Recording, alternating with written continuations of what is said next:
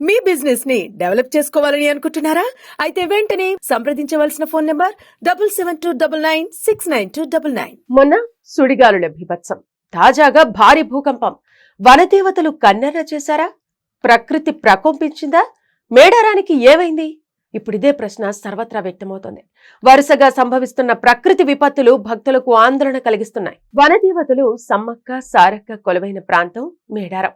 2 ఏళ్లకోసారి ఇక్కడ ఘనంగా జాతర నిర్వహిస్తారు. దేశంలోనే అతిపెద్ద గిరిజన జాతరగా దీనికి పేరుంది. అలాంటి ప్రాంతంలో ఇటీవల కాలంలో తరచూ ప్రకృతి వైపరీత్యాలు సంభవిస్తుండటం ఆందోళన కలిగిస్తోంది. 2023 జూలైలో ములుగు జిల్లాలో ఏకంగా 60 సెంటీమీటర్ల వర్షపాతం నమోదైంది. ఏడాదిలో కురవాల్సిన వర్షం ఒక్క రోజులో ముంచెత్తింది. దాంతో ఆ ప్రాంతం అల్లకల్లోలంగా మారింది. ఆ భయానక అనుభవాన్ని మరిచిపోకముందే ఇటీవల మరో ఉపద్రవం సంభవించింది.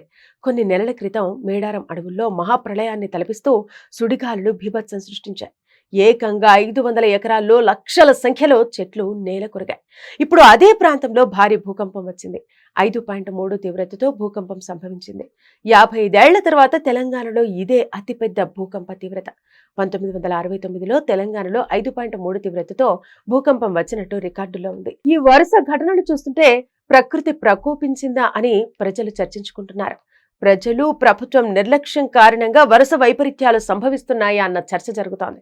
పచ్చని అటవీ ప్రాంతంలో చేపడుతున్న అభివృద్ధి పనుల కారణంగా ప్రకృతి సమతుల్యం దెబ్బతింటుందన్న వాదనలు వినిపిస్తున్నాయి. జాతర పేరు చెప్పి జనం సైతం ప్రకృతికి చేటు కలిగేలా ప్రవర్తిస్తున్నారని మరికొందరు ఆందోళన వ్యక్తం చేస్తున్నారు. మొత్తానికి మేడారానికి ఏమైందన్నది ఉత్కంఠభరితంగా మారింది.